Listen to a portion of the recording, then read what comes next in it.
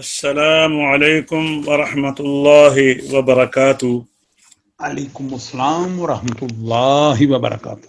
تجوید کے نئے سبق کے ساتھ پچھلے سبق میں ہم نے میم ساکن کے احوال اور نون میم مشدد کے احوال پڑھے تھے۔ آج انشاءاللہ العزیز ہم پڑھیں گے باب فی حکم النون الساکنۃ والتنوین۔ تو آئیے اس کی طرف چلتے ہیں۔ یہ ہے جی، یہ آگا جی ہمارا آج کا سبق۔ باب فی احکام النون الساکنۃ والتنوین، نون ساکن اور تنوین کا بیان۔ پھر پڑھتا ہوں، باب فی احکام النون الساکنۃ والتنوین، نون ساکن اور تنوین کا بیان۔ اس کے اندر 4 اشعار ہیں اس باب کے اندر۔ آج ہم شعر نمبر ہے یہ 65 شعر اس طرح ہے، وَحُکْمُ تَنْوِینٍ وَنُونٍ یُلْفَى، وَحُکْمُ تَنْوِینٍ وَنُونٍ یُلْفَى، اظہار ندغام وقلب اخفا،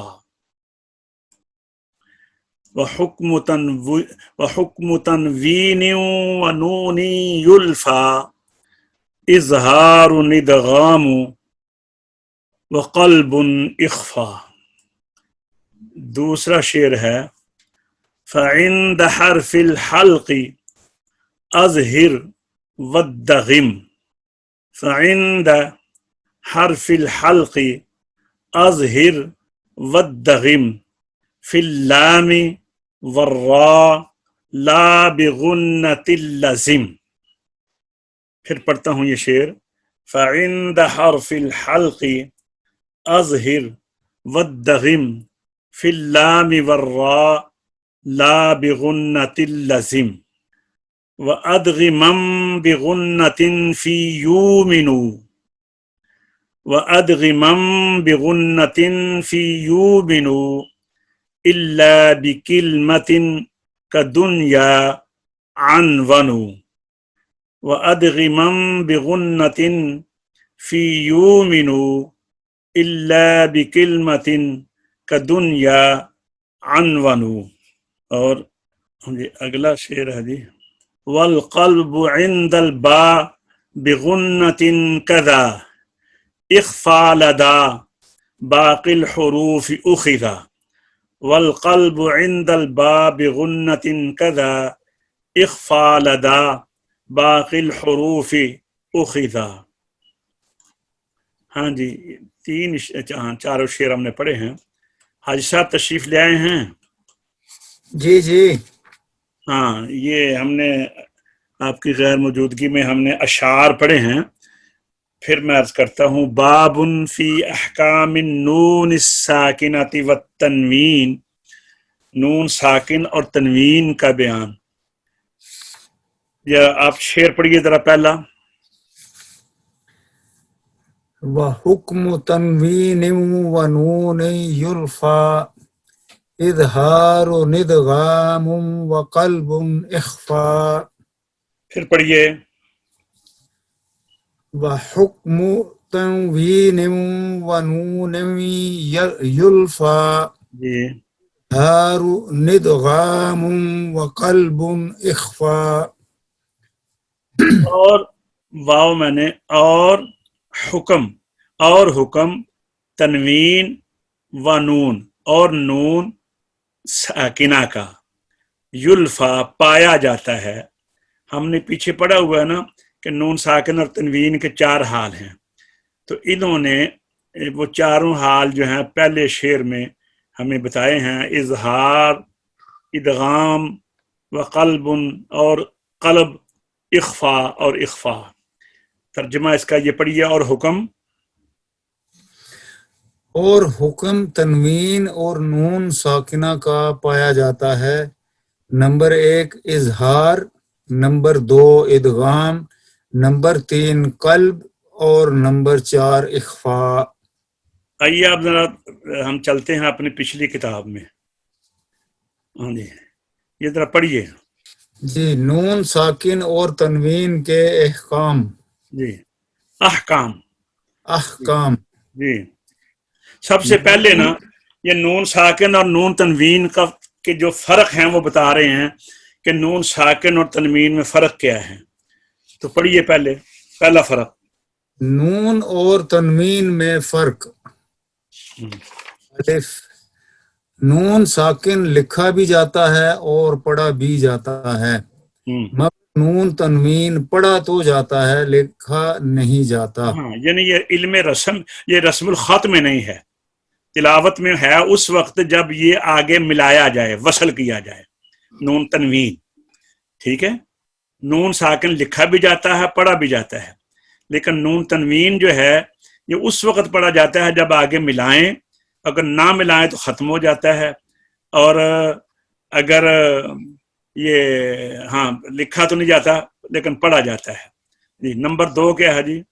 جی نمبر 2، نون ساکن وصل اور وقف دونوں حالتوں میں ثابت رہتا ہے، جبکہ نون تنوین صرف وصل میں باقی رہتا ہے.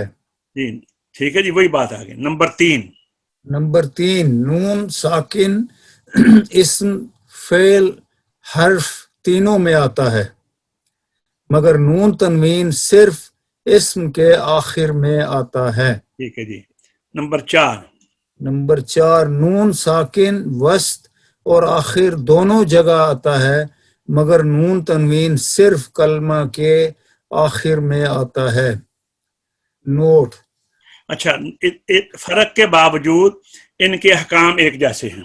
تو ایک دو باتیں میں اور عرض کر دوں کہ نون تنوین کی کتنی قسمیں ہیں اور نون تنوین کیسے کہتے کسے ہیں. یہ جو صرف ناو والے ہیں ان کے لیے ہے. تنوین میں اصل میں مصدر ہے، لونتہ یعنی ادخلتہ نونن، لونتہ یعنی ادخلتہ نونن، اور پھر مجاز آخر میں یہ لاحق ہونے کی وجہ سے کہ یہ لفظ کے آخر میں ہوتا ہے، اس لیے اس کو نون کو، اس نون لاحق ہونے والے نون کو تنوین کا نام دیا گیا ہے. مسدد کی صورت میں یہ نام اس لیے رکھا گیا ہے تاکہ اس نون کے حدوث و عروض کی طرف اشارہ ہو جائے. اصطلاح میں وہ نون ساکن، اصطلاح میں نون تنوین کسے کہتے ہیں؟ وہ نون ساکنہ جو آخر کلمہ کی حرکت کے تابع ہوتا ہے. مثلا اگر احدو ہے نا تو احدو کا احدن، ٹھیک ہے جی. یا وہ نون ساکن جو لفظ کے کامل ہونے کے بعد آخر میں لاحق ہوتا ہے. اور قرآن کریم میں تنوین کی 4 قسمیں آتی ہیں، یہ ذہن بات رکھنے والی ہے. قرآن کریم میں تنوین کی، نون تنوین کی 4 بلکہ بعض بزرگ 5 بھی کہتے ہیں، 4 قسمیں آتی ہیں. پہلی قسم جو ہے اس کا نام ہے تنوین تمکن. تنوین تمکن جیسے رجال، یہ تنوین تمکن ہے. دوسری تنوین کا نام ہے تنوین مقابلہ، جیسے مسلمین ہے نا، مسلمین المسلمون والمسلمات، مسلماتن کو تنوین مسلمین کے مقابلے میں دی گئی ہے. ادھر مسلمین ہے جو مردوں کے لیے آتی ہے اور مسلماتن عورتوں کے لیے مقابلے میں آئی ہے، اسے کہتے ہیں تنوین مقابلہ. تیسرا ہے تنوین عوض، جیسے حین اذن، یہ جو ہے لفظ اذا کانا کذا، اس کا ہے حین اذن، یہ اذا کانا کے عوض میں آئی ہے. چوتھی کا نام ہے تنوین تناسب، جیسے سلاسلہ، سلاسلن تھا تو سلاسلہ پڑھ کر آگے دیا گیا وہ اغلالن، تو یہ تناسب کے لیے ہے، برابری کے لیے، کہ بعض قراتوں میں اغلالن کے تناسب سے تنوین آئی ہے. اسی طرح 5ویں جو ہے قرآن کریم میں وہ نون خفیفہ ہے. نون ساکن کو نون خفیفہ بھی کہتے ہیں. قرآن میں 2 جگہ ایسی ہے کہ جہاں پر ہے تو تنوین لیکن ہے تو نون ساکن، لیکن وہ آئی ہے 2 زبر کی شکل میں. ایک ہے لیکونم من الصاغرین اور دوسرا ہے لنصفعم بالناصیہ. لیکونن ہے سورہ یوسف میں، اور لنصفعم بالناصیہ سورہ علقہ اقرأ بسم ربک الذی خلق. تو یہ 5 قسم ہیں نون تنوین کی. اچھا، اب نون ساکن اور تنوین میں ہم نے پڑھا ہے کہ 4 حال ہیں، تو آئیے آگے دیکھتے ہیں. شعر ہم نے اس طرح پڑھا ہے نا جی. وحکم تنوین و نون یلفا، اور حکم تنوین اور نون ساکنہ کا پایا جاتا ہے اظہار، ادغام، قلب اور اخفا. قلب کو اخفا بھی کہتے ہیں. تو اب ہم پہلے ان چاروں کا حال یہاں پہ پڑھ لیتے ہیں، پھر اس کے بعد ہم مقدمۃ الجزری میں چلیں گے. حادثہ پڑھیے ذرا نون ساکن اور تنوین کے حوال. نون ساکن اور تنوین کے احوال. جی. اظہار، نمبر 2 اقلاب، نمبر 3 ادغام، نمبر 4 اخفا. جی. نمبر 1 اظہار. اظہار اس کا معنی ہے البیان، یعنی ظاہر کرنا.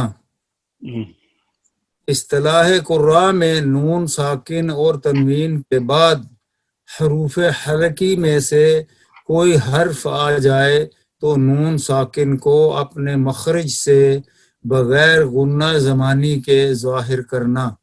مثلا ینعق عذاب علیم، عذاب علیم، اس کو اظہار حلقی کہتے ہیں.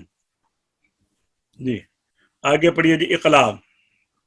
اقلاب لغوی معنی ہے تحویل الشیء عن وجہہ، یعنی کسی چیز کو اس کی حقیقت سے پھیر دینا. جی. اور اصطلاح قراء میں نون ساکن یا تنوین کے بعد با آ جائے تو نون ساکن اور تنوین کو میم سے بدل کر غنہ اور اخوا کے ساتھ پڑھنا. جی. جیسے من بعد سمیع بصیر. جی. آگے نمبر 3 ادغام لغوی معنی ہے ادخال الشیء فی الشیء، یعنی ایک چیز کو دوسری چیز میں داخل کر دینا. اصطلاح قراء میں نون ساکن اور تنوین کے بعد حروف یرملون میں سے کوئی حرف اس طرح آئے کہ لفظ 2 ہوں تو نون ساکن اور تنوین کو اس دوسرے حرف میں ملا کر تشدید کے ساتھ پڑھو. نون ساکن اور تنوین کے ادغام کی 3 شکلیں ہوں گی. جی. نمبر 1 نون ساکن اور نون تنوین کا ادغام واو اور یا میں ناقص ہوگا، یعنی من وال، من یقول، غشاوۃ ولہم. جی. نمبر 2 نون ساکن اور نون تنوین کا ادغام میم اور نون میں مختلف ہی ہوگا. یعنی غنہ تو ہوگا. کچھ امام کہتے ہیں کہ غنہ مدغم یعنی نون کا ہے، اور کچھ امام کہتے ہیں کہ نہیں، یہ نون جس نون میں مل رہی ہے یا نون جس میم میں مل رہی ہے اس کا غنہ ہے. بہرحال غنہ تو ہوگا نا. یعنی یہ بات طے ہو گئی کہ نون ساکن اور تنوین کا ادغام واو اور یا میں، میم اور نون میں غنہ کے ساتھ ہوگا. واو اور یا میں، نون اور میم میں ادغام غنہ کے ساتھ ہوگا. علامہ جزری آگے اسی طرف اشارہ فرمائیں گے. اب یہ مثالیں دیکھیے. جی. جیسے ممن، من نبی. دیکھیں نا، میم یہاں غنہ ہے. اب یہ غنہ اس نون کا ہے یا میم کا ہے، لیکن غنہ تو ہے نا. اور من نبی یہاں پر بھی غنہ ہے، یہ اس نون کا ہے یا اس نون کا ہے، لیکن غنہ تو ہے نا. تو 4 حرفوں میں ادغام غنے کے ساتھ ہوگا. 2 حرفوں میں ادغام جو ہے نا غنے کے ساتھ کہتے ہیں غنہ ضروری نہیں ہے. یعنی 2 مذہب آگے، یہ جو آگے لام اور را کا ہے، تو میں اس کی تفصیل آگے چل کے آپ کو بتاؤں گا. ابھی یہاں پڑھیے کہ نون نمبر 3 جی پڑھیے. نمبر 3 نون ساکن اور نون کا ادغام لام اور را میں تام ہوگا. یعنی ترک شاطبی کے اوپر تو لام اور را میں صرف تام ہی ہوگا، لیکن طرق طیبہ کے اندر اور دیگر دوسری قراتوں کے اندر بھی وہ کہتے ہیں کہ غنہ یہاں غنے کے ساتھ بھی ثابت ہے. پڑھیے پھر نون ساکن. نون ساکن اور نون کا ادغام لام اور را میں تام ہوگا. جیسے من ربہم من لدن، نہیں یہاں غنہ نہیں ہوگا، من لدنہ. من لدنہ. جی اچھا، 4 الفاظ ایسے ہیں کہ ان میں چونکہ شرط نہیں ہے ادغام کی کہ پہلا 2 لفظ 2 کلموں میں نہیں ہے، اس کے لیے یہ بھی ضروری ہے کہ نون ساکن اور تنوین میں کا ادغام جو ہے نا وہ جب دوسرے لفظ میں ہوگا یرملون میں تو 2 لفظ ہوں گے. پہلے لفظ کے آخر میں جو ہوتا ہے نا اس کو متطرفہ کہتے ہیں، یعنی ایک طرف، یعنی وسط میں نہیں ہوگا، متطرفہ ہوگا. لفظ کے آخر میں نون تنوین یا نون ساکن ہوگا اور اگلے لفظ کے شروع میں یرملون ہوں گے. لیکن 4 الفاظ قرآن میں ایسے میں ہیں کہ وہ ان کی مثالیں 4 ہیں، لیکن دنیا بہت جگہوں پہ آتا ہے، لیکن جہاں بھی آئے گا ادغام اس لیے نہیں ہوئے گا کہ لفظ ایک ہے، 2 لفظ نہیں ہیں. پڑھیے یہ 4 الفاظ بڑھیے ذرا. اظہار مطلق، اسے کہتے ہیں مطلقاً اظہار ہے. جی 4 الفاظ قرآن مجید میں ایسے ہیں جن میں ادغام کی 2 کلموں کی شرط موجود نہ ہونے کی وجہ سے اظہار ہوگا. جی وہ یہ ہیں دنیا، کندان، سنوان، بنیان. دنیا. اچھا انہوں نے علامہ نے ایک اور مثال دی ہے عنوان، عنوانو. اچھا تو آگے چلیے جی. اب آگے جی اخفا. اخفا اس کا کوئی معنی ہے الستر، یعنی چھپانا ہے. اصطلاح قراء میں نون ساکن اور نون تنوین کے بعد 29 حروف جو ہے نا اب ان میں سے یہ نکال لیں گے. جی 29 حروف میں سے حروف حلقی و حروف یرملون اور حرف با کے علاوہ باقی 15 حروف میں سے کوئی حرف آ جائے تو نون ساکن اور تنوین کو ادا کرتے وقت زبان کو مخرج کے قریب لگا کر آواز کو ناک میں چھپا کر غنہ زمانی کے ساتھ ادا کرنا. یہ یاد کرنی ہے، یہ جو تعریف ہے نا نون ساکن اور اخفاء کی، یعنی نون ساکن میں زبان مخرج کے اندر نہیں لگانی، مخرج کے قریب لے جانی ہے یا آہستہ لگانی ہے پولی سی، اور ناک کو آواز کو پھر ناک میں لے جانا ہے. یعنی 15 حروف میں سے کوئی حرف آ جائے تو نون ساکن اور تنوین کو ادا کرنے کے وقت لیا گیا اچھا زبان کو کے وقت زبان کو مخرج کے قریب لگا کر آواز کو ناک میں چھپا کر غنہ زمانی کے ساتھ ادا کرنا کہ نہ تو اظہار ہو اور نہ ادغام، بلکہ ان دونوں کی درمیانی کیفیت ہو. اس کو اخفاء حقیقی کہتے ہیں اور میم کے اخفاء کو اخفاء شفوی کہتے ہیں. آئیے اب ہم مقدمۃ الجزری میں چلتے ہیں. پھر اب پڑھیے جناب وحکم تنوین ونون. پڑھیے ذرا صاحب. وحکم تنوین ونون یلفا ونون یلفا اظہار ادغام وقلب اخفاء. یعنی فرماتے ہیں یعنی نون ساکنہ اور تنوین کے 4 احوال ہیں، اظہار، ادغام، قلب اور اخفاء. نون ساکنہ دیگر ساکن حرفوں کی طرح کلمہ کے آخر میں بھی ہوتا ہے اور وسط میں بھی ہوتا ہے. اور کلمہ جیسے کہ ہم نے بھی پیچھے چار قسم پڑھی ہیں نا نشانیاں نون ساکن اور تنوین کی جو ہم نے پڑھی ہیں علامتیں، فرق ان میں یہ ہے کہ نون ساکن جو ہے وہ آخر میں بھی آتا ہے اور درمیان میں بھی آتا ہے، لیکن تنوین آخر ہی میں آتا ہے. آگے نون تنوین صرف کلمہ اسم کے آخر میں آتا ہے اور نون تنوین کلمہ کی تینوں قسموں اسم، فعل اور حرف میں ہوتا ہے. اچھا اب تنوین جو ہے اس کے متعلق ایک اور سمجھ لیں، یہ صرف والوں کے لیے ہے، تنوین ہمیشہ اسم کے آخر میں ہوتی ہے بشرطے کہ اسم منصرف ہو، غیر منصرف نہ ہو، موصول ہو، موقوف نہ ہو یعنی ملا کر پڑھا جا رہا ہو، اور لام تعریف سے خالی ہو۔ ان شرائط کے ساتھ تنوین کا ثبوت صرف تلفظ میں ہوتا ہے، یعنی پڑھنے میں نظر آتا ہے، رسم الخط میں نہیں۔ البتہ لفظ کا عین قرآن کریم میں جہاں بھی ہے اس میں ہے تو نون تنوین نہ لکھا گیا ہے نون ساکن کے اندر۔ تو اب یہ جو 4 قسمیں ہیں اس میں سے جس پہلی قسم علامہ فرما رہے ہیں وہ ہے، پڑھیے آج سب شعر، فعند حرف الحلق فعند حرف الحلق اظہر وادغم ودغم، فعند حرف الحلق اظہر، یہیں پہ ٹھہر جائیں، ٹھیک ہے نا، ایک حال یہ ہو گیا۔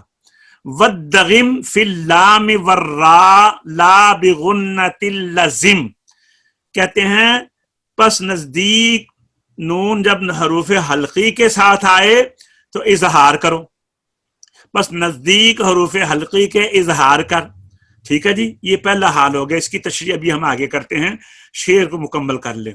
وَالدَّغِمْ فِي اللَّامِ وَالرَّاءِ لَا بِغُنَّةِ اللَّزِمْ، اور ادغام کر لام میں اور را میں، لیکن یہ غنہ کے ساتھ ضروری نہیں ہے، یعنی ترک شاطبی میں تو یہی ہے کہ بغیر غنہ کے کرو، لیکن چونکہ ترک طیبہ یہ علامہ جزری علیہ الرحمہ کی وہ کتاب ہے طیبۃ النشر، تو ان کا موقف یہ ہے کہ بھی غنہ کے ساتھ ہو سکتا ہے لیکن ضروری نہیں ہے۔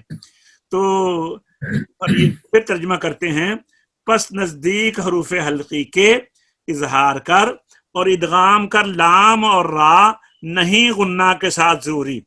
بس ایسا آپ نیچے والا ترجمہ پڑھیے ذرا۔ بس تو نزدیک حرف حلقی کے اظہار کر اور ادغام کر لام و را میں جو غنہ کے ساتھ ضروری نہیں ہے۔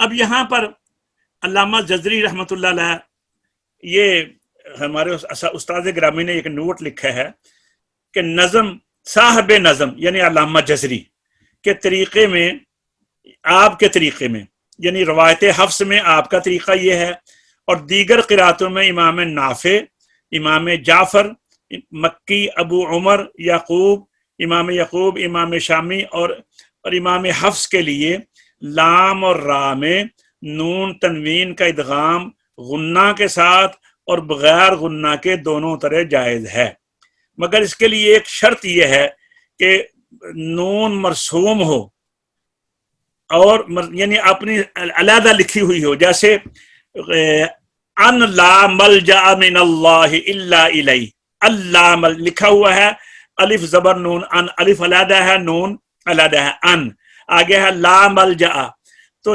جہاں اس طرح کی نون اپنی اصل شکل میں لکھی ہو تو اسے کہتے ہیں مرسوم، یعنی مرسوم نون مرسوم بھی ہو اور علیحدہ بھی ہو، مقطوع بھی ہو تو پھر غنہ ہوگا، اور اگر مرسوم اور مقطوع نہیں ہے تو پھر اس کا ادغام بغیر غنہ کے ہوگا۔ اور یہ ترک شاطبی جو ہم عموماً ہم پڑھتے ہیں ترک، اس میں ادغام بلا غنہ ہی ہے۔ اور علامہ جزری رحمۃ اللہ علیہ نے جنہوں نے یہ کتاب لکھی ہے، اور دوسری کتاب ان کے طریقہ میں طیبۃ النشر ہے، اس میں بھی آپ نے فرمایا ہے کہ اپنے طریقے کے مطابق فرمایا کہ غنہ ضروری نہیں ہے، یعنی جائز ہے۔ اب ہم پہلے اظہار کی بات کر لیں۔ اظہار یعنی پچھلا جو شعر ہے یہ فعند حرف الحلق اظہر، یعنی نون ساکن اور تنوین کے بعد جب حروف حلقی میں سے کوئی حرف ہو، خواہ ایک کلمہ میں خواہ دو میں، تو نون کو اس کے مخرج محقق، وہ کون سا ہے؟ نوکے زبان اور تالو سے تمام صفات لازمہ کے پڑھنا واجب ہے، کیونکہ حروف اظہار کرنا ہے نا، کیونکہ حروف حلقی اپنے مخارج میں نون کے مخرج سے دور واقع ہوا ہے۔ نون کہاں ہے؟ یہ ہونٹوں کے پاس، اور حروف حلقی کہاں ہے؟ حلق کے نیچے سینے کے قریب، تو وہ دور واقع ہے جس کی وجہ سے یہ حمزہ کی مثال. اچھا، اور یہ بھی یاد رکھیں کہ یہاں پہ ایک اور بڑی خوبصورت بات ذہن میں آتی ہے کہ اب ان 6 مثالیں میں آپ کے سامنے عرض کرتا ہوں. حمزہ کی مثال ہے کلن آمنا، من اسلم، ایک تنوین کی ہے، ایک نون ساکن کی ہے. آگے واو، پھر حمزہ کی واو کی مثال ین اونا، ہا کی مثال جروفن ہارن، اور یہ تنوین کی تھی. ساکن کی مثال من ہاجر الیہم، اور ہا کی مثال درمیان میں من ہاجا. تیسری مثال آ گئی جیسے نارن حامیہ، من حاد اللہ، ون حر. اور پھر عین کی مثال آ گئی. پہلے حمزہ اور ہا کی لی ہے نا، اب عین اور ہا کی لے رہے ہیں درمیانے وسط حلق سے. حقیق علی من عامل انعمت. اب ادنا حلق سے یومئذ خاشعہ من خاف المنخنقۃ. اور غین کی مثال من ماء غیر آسن من غل فسینغرون. اچھا جی، اب اظہار کا معنی ہے واضح کرنا، اور عربی میں اس کی اس طرح تعریف ہے اخراج کل حرف من مخرجہ من غیر غنۃ فی المظہر، یعنی ہر حرف کو اس کے مخرج سے اس طرح نکالنا کہ مظہر یعنی نون جو ہے اس میں غنہ نہ ہو، غنہ زمانی جو ہے. حروف حلقیہ کو حروف اظہار کہا جاتا ہے. نون ساکن اور تنوین کے ساتھ ان کی تلافی کے وقت نون کو ظاہر کر کے پڑھا جاتا ہے. اظہار کی وجہ یہ ہے کہ نون اور حروف حلقیہ کے مخارج میں بہت دوری ہے، اور ادغام اس وقت ہوتا ہے جب 2 حرفوں میں یا تو قرب ہو، اور چونکہ نون سہل الادا حرف ہے اس کے اخراج میں کوئی مشقت نہیں، بخلاف حروف حلقیہ کے کہ جب ان کی ادائیگی ہوتی ہے تو فوراً ہی نون جو بڑی سہولت سے ادا ہوتا ہے، اس کے بعد حروف حلقی کو جماؤ کے ساتھ ادا کرنا جو ہے یہ اتنا مشکل ہے.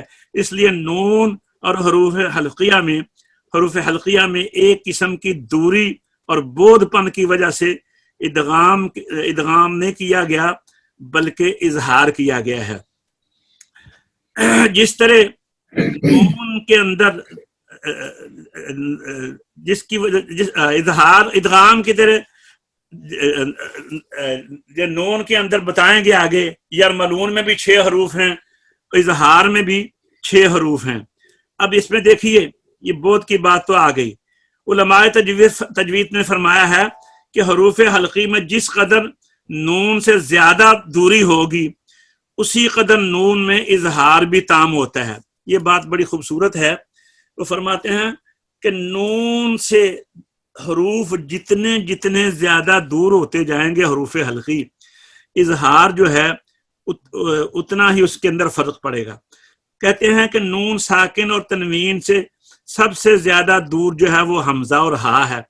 تو آپ آپ نے دیکھا ہے کہ نون کے بعد جب حمزہ اور ہا آئے تو نون کا اظہار بڑا ہی کامل ہے، اعلیٰ درجہ کا اظہار ہے. جیسے من آمن، کلن آمن، من ہادن، جروفن ہار.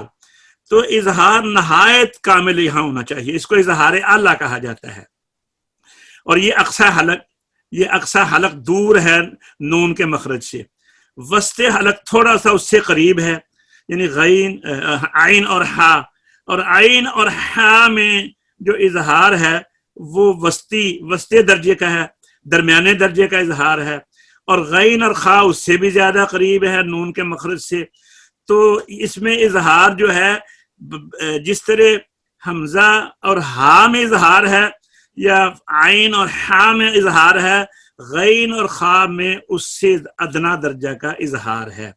تو ان تینوں کو یعنی حمزہ ہا، عین ہا، غین خا، یہ جو 6 حروف حلقی ہیں، ان تینوں حالتوں میں یعنی حمزہ ہا کے ساتھ، عین ہا کے ساتھ، غین خا کے ساتھ، ان کو اظہار حلقی کہا جاتا ہے. اب آئیے آگے ارشاد فرمایا وَالدَّغِمْ فِي اللَّامِ وَالرَّاءِ لَا بِغُنَّةِ اللَّزَمْ. پڑھیے سب ذرا. جی وَالدَّغِمْ فِي اللَّامِ وَالرَّاءِ. جی یہ پیج ذرا اوپر کریں نا، جی پیج تھوڑا اوپر کریں نا. وَالدَّغِمْ فِي اللَّامِ وَالرَّاءِ لَا بِغُنَّةِ اللَّزَمْ. یہ آواز آ رہی ہے؟ جی جی ہاں اچھا جی. اسی تو یہ کہتے ہیں اور ادغام کر لام میں اور را میں، لیکن یہ ادغام غنہ کے ساتھ ضروری نہیں ہے. اب یہ دوسرا حال آ گیا. نون ساکن اور تنوین کا دوسرا حال ادغام ہے. ادغام کے لغوی و اصطلاحی معنی باب الادغام میں ہم نے پڑھے ہیں. یہ ادغام 6 حرفوں میں ہوا ہے جن کا مجموعہ ہے یرملون. ان میں سے 2 حرف لام اور را میں ادغام بلا غنہ یعنی تام ہے، اور باقی 4 میں ادغام مع غنہ ہے.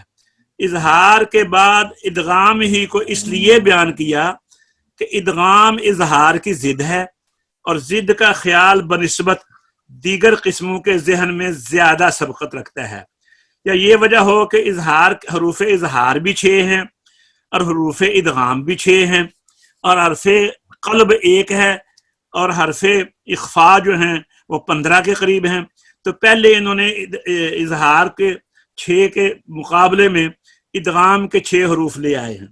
حضرت امام جزری فرماتے ہیں یرملون کے 6 حروف میں سے لام اور را میں 2 حرفوں میں ادغام کو پہلے بیان کیا ہے، باقی 4 حروف کا ادغام 4 حروف میں ادغام کا بیان آئندہ شعر میں آتا ہے.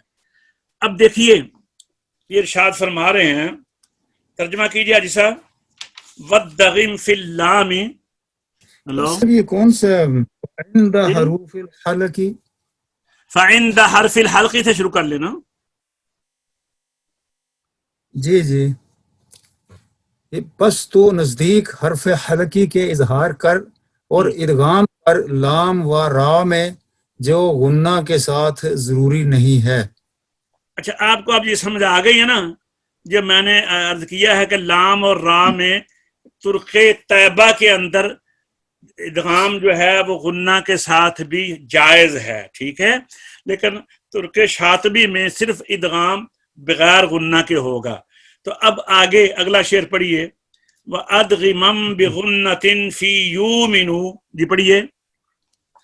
وَأَدْغِمًا بِغُنَّةٍ فِي يُؤْمِنُوا إِلَّا بِكَلْمَةٍ كَدُنْيَا عَنْوَانُوا. عنونو، یہ وہ جو دنیان قنوان سنوان بنیان 4 حروف بیان کیے ہیں نا، یہ اس کے متعلق ارشاد فرمایا ہے. کہتے ہیں اور یومن کے یعنی یا واو میم نون کے حرفوں میں ادغام لازمی طور پر غنہ ہی کے ساتھ ہوگا. ادغام غنہ ہی کے ساتھ ہوگا، جیسے کہ ہم نے پیچھے ادغام میں 3 قسمیں کی تھی ادغام کی: ادغام غیر غنہ، ادغام مختلف فی اور ادغام ناقص. تو مختلف فی میں غنہ تو ہوتا ہی ہے نا، اختلاف تو یہ ہے کہ یہ پہلے حرف کا غنہ ہے یا دوسرے حرف کا غنہ، لیکن غنہ تو وہاں ہوگا. تو یہ اب انہوں نے اس کی تشریح نہیں کی، اس کی طوالت میں نہیں گئے، انہوں نے کہہ دیا یعنی نون ساکن اور تنوین کا یومن کے 4 حروف میں ادغام غنہ کے ساتھ ہے. اور یہ 4 حروف کون سے ہیں؟ واو، میم، نون اور یا. جیسے مثالیں یرو،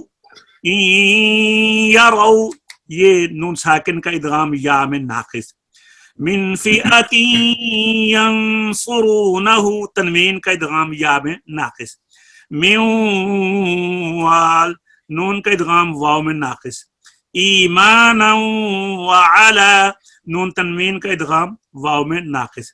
من سنبلۃ مما تم مم سنبلاتم میاتو سنبلاتم میاتو تم یہاں تنوین کا ادغام میم میں.